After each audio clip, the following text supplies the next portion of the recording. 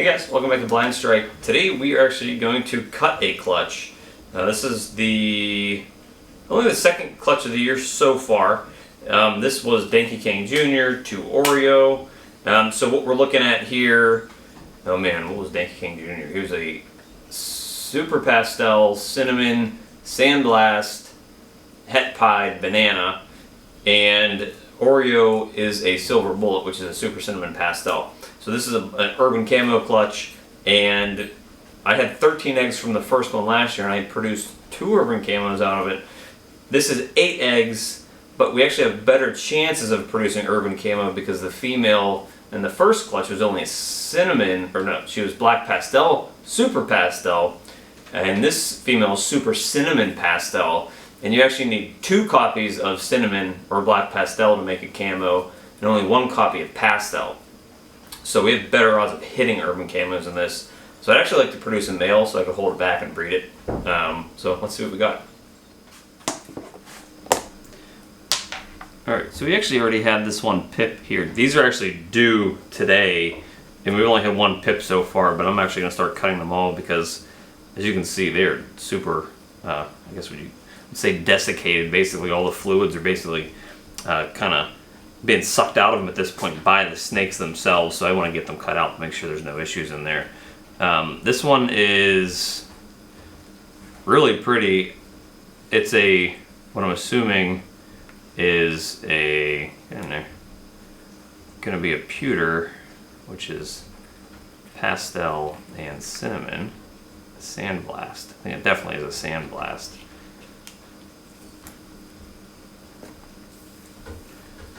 You can almost kind of see it from the get-go here. Definitely washes out the pattern a little bit. I don't know if you can see that in there. I might pull the camera up a little bit further here. Hold on one sec. I have big hopes for this clutch. If you've been following me at all, I actually just sold the Urban Camo female, the really nice one that was kind of well documented. I sold it just last week, and it actually helped me get into the Desert Ghosts project. Let's see, this one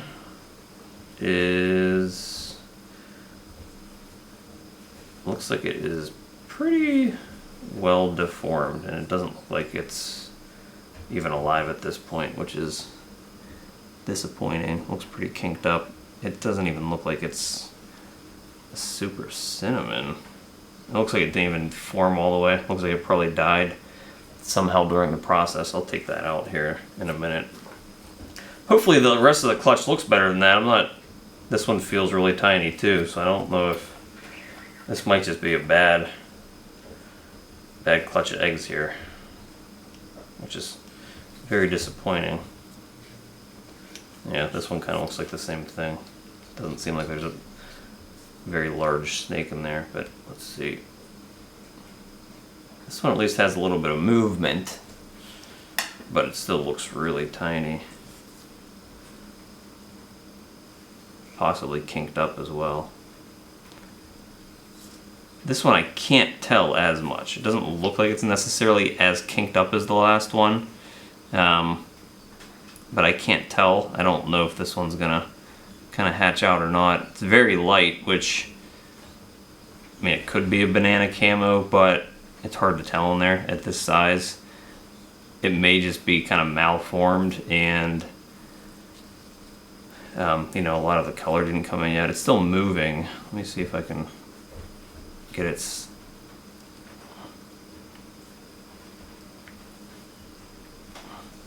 yeah, it looks like he's potentially kinked up, I think. Moving, but potentially kinked. So that's not good. It's not looking like a good clutch. Some of the reason, from when I talked to Brandon Osborne, that produced the first urban camos, who I bought Danky King from, there's definitely a chance of kinking with the urban camo project because of the super cinnamon.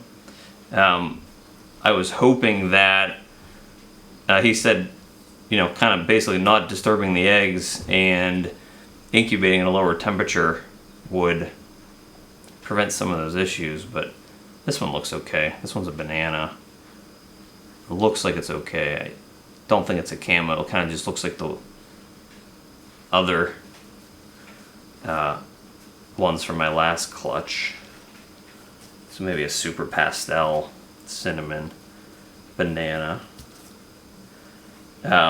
So I'm the whole project itself is sort of one of those things to me where I don't know, like I'm not in it real heavy anymore because I honestly don't like producing snakes that have birth defects.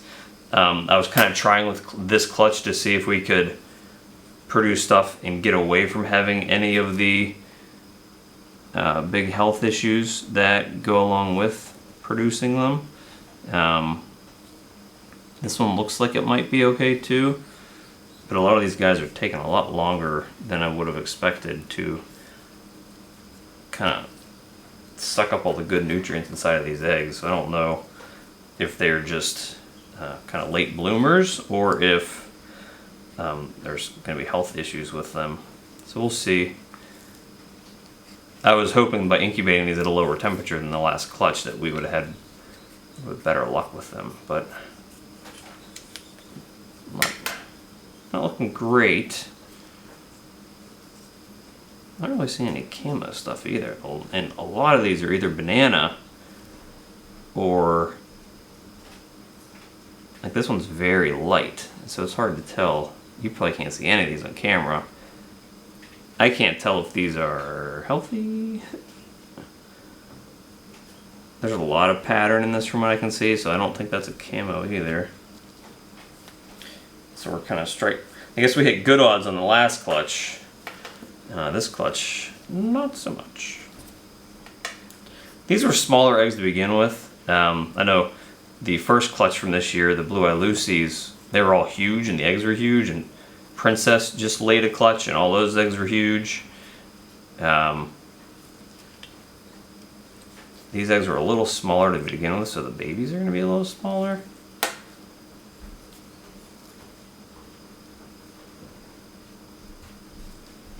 This one looks like another pewter. You can see that in there. Got one left. I'm not seeing anything necessarily camo, unless I got a banana camo out of the ones that are really light, but again, it's really hard to tell through these eggs, especially because they're so light and they're kind of still in the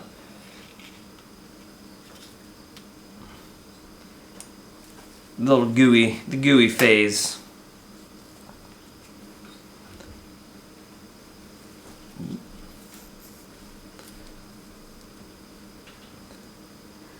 This one's light too. Again, very hard to tell what's going on in here. I don't know if this is a camo or not. It sort of has, it's banana, if it's anything.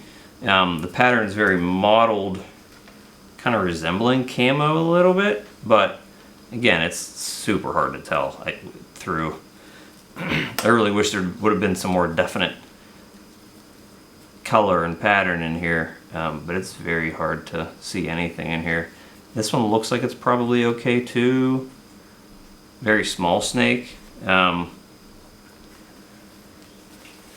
No, traditional black and silver urban camo, which kind of stinks. I was kind of hoping for some of those. Let me see this egg.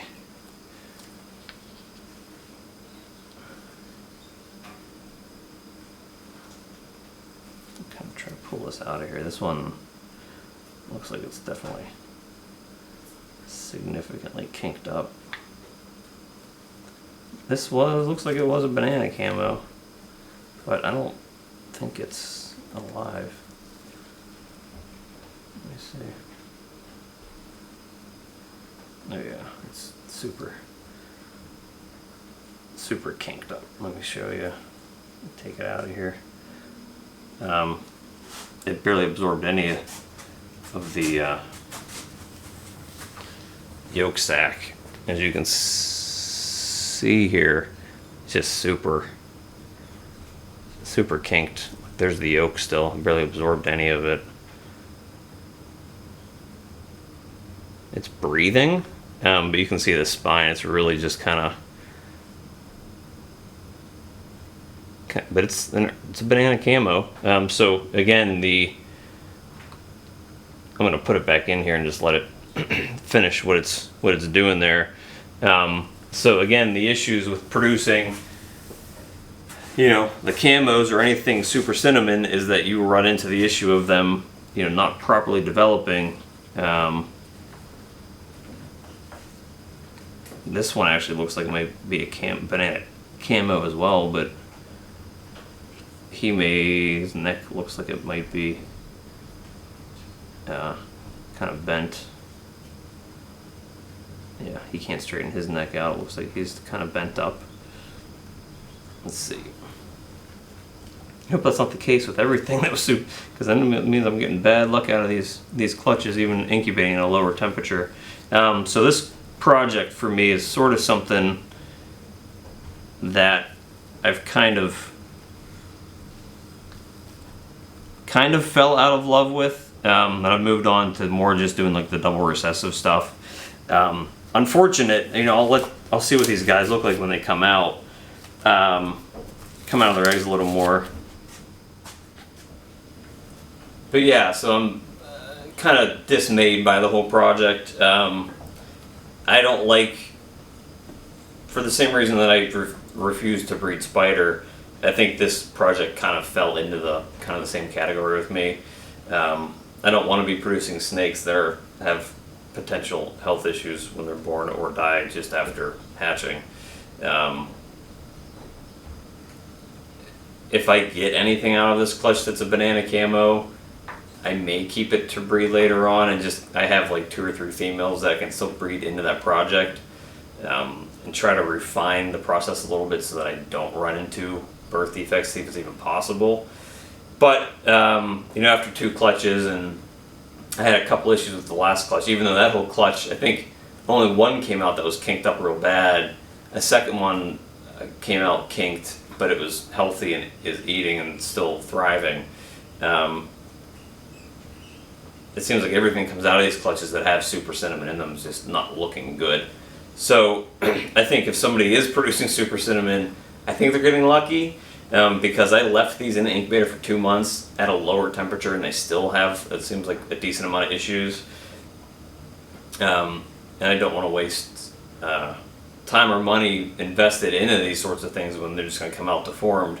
And I also don't want to be creating deformed snakes that are dying in the egg or just after hatching, or have harder lives than the other snakes that are completely healthy. So, I'll post pictures of these when they, when they come out, and fingers crossed if we get a couple of healthy ones. So, thank you guys for stopping by, and we'll see you next time.